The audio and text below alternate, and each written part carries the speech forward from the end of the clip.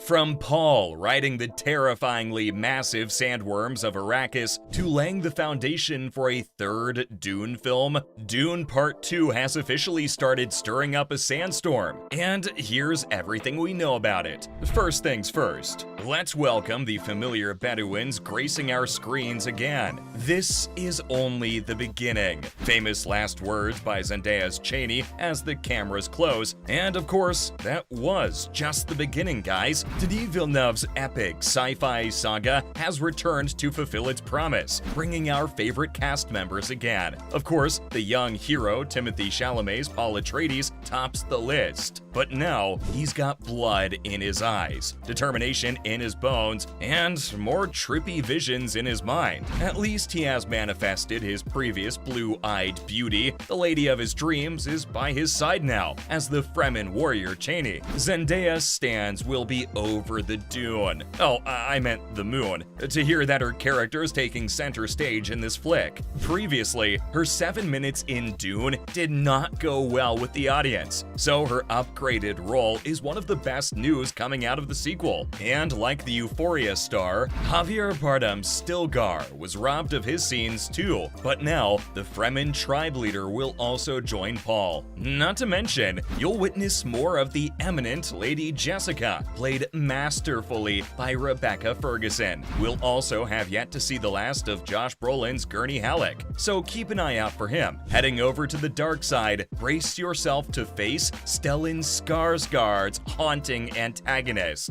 Baron Harkonnen, and his equally sadistic nephew, Dave Bautista's Glossu Raban, yet again. Word has it, he's got some tough competition, this time with a newcomer, and he's a fresh Oscar winner. Yep, the sequel is polishing its star-studded cast with more talented members. Folks, prepare to welcome Elvis into our midst. Only this time, Austin Butler won't be so charming. He's playing Baron's nefarious heir, and the other nephew, Fade Ratha Harkonnen. And believe me, he's going to make your blood run cold. But luckily, the movie has countered that with a princess. Yep, Florence Pugh is ready to dazzle you as Princess Irulan. She's supposed to be betrothed to the Atreides heir, and saying the Irulan-Paul Cheney love triangle has me stoked is an understatement. But spoiling the fun, we have the princess's controversial father. He was a no-show in the first movie, but now you can put a face to the name. Make way for Christopher Walken as the Padishah Emperor Shaddam IV. Other dignitaries touching down on Arrakis include Léa Seydoux' Lady Margot,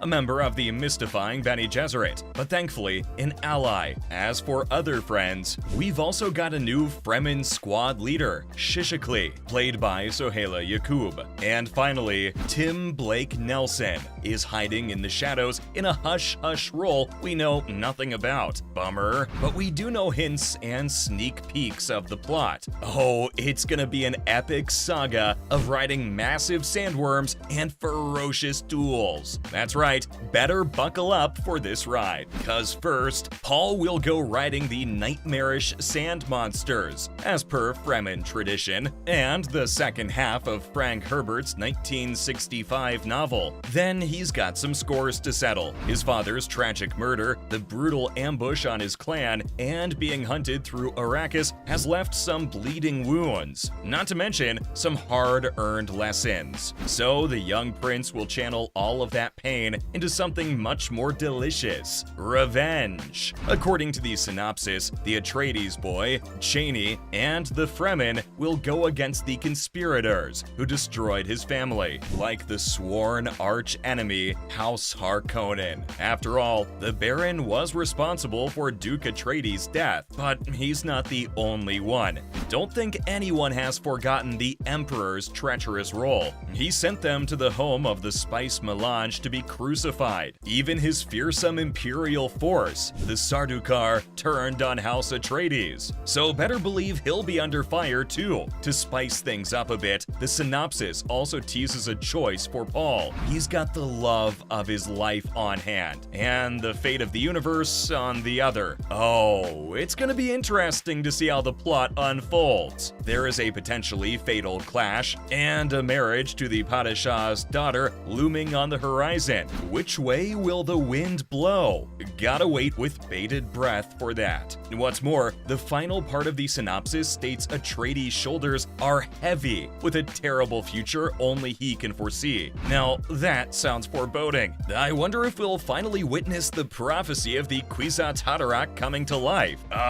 Now the anticipation is through the roof. But while we're holding our fire, let me take you on a space odyssey. Apparently, Dune Part 2 is introducing us to more planets. This burning hot location update is courtesy of the movie's costume designer. Jacqueline West recently teased us about the exploration. She told Deadline that while the spice-rich Arrakis is still front and center, we'll now visit the Emperor's royal planet too. Rest assured, that'll be much more lavish than the sands we've been traversing. But in stark contrast, we'll also come upon the grim Harkonnen planet. Giedi Prime will have a significant cut of the filmography, with Fade Rotha concocting his evil cocktail there. And this wasn't all of West's revelations. She's throwing us a bone with costumes too. The designer says with the world expanding, they had to make a distinct wardrobe for each of them, including an all-new Egyptian mummy-inspired look for the Bene Gesserit. Whoa, what's up with that? Whatever it is, Jacqueline calls it visually stunning. And seeing how breathtaking everything was in Dune, I don't think we'll disagree with her here. Obviously, reaching that level of aesthetic takes time. So are they still at it, or are they finished? Now, this is good news. The filming is done and dusted. In fact, it was wrapped back in December last year. So right now, Part 2 is officially in the post-production phase.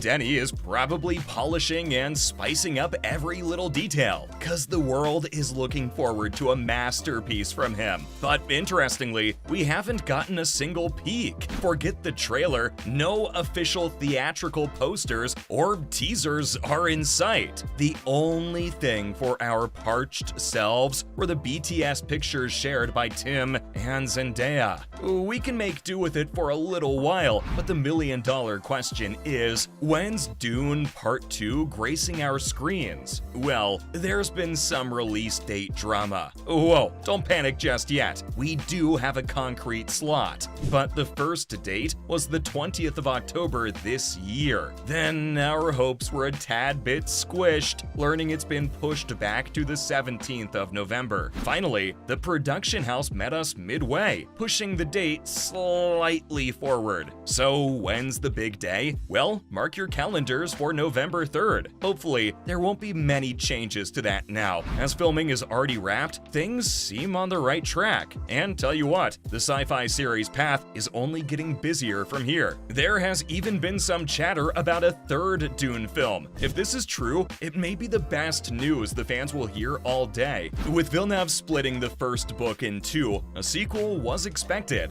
But now, he was caught teasing us even further. The genius filmmaker told Entertainment Weekly he's got his eye on the 1969 Dune Messiah book. It's the sequel to Frank Herbert's first book. And Denise says he's always envisioned 3 movies. It's his dream to follow Paul and complete his arc. So is a threequel an oasis, or just a mirage to keep us hooked? Well, only the future has the answer. Till then, let's wait for the sequel to blow us away first. And that was everything I had on Dune Part 2 for now.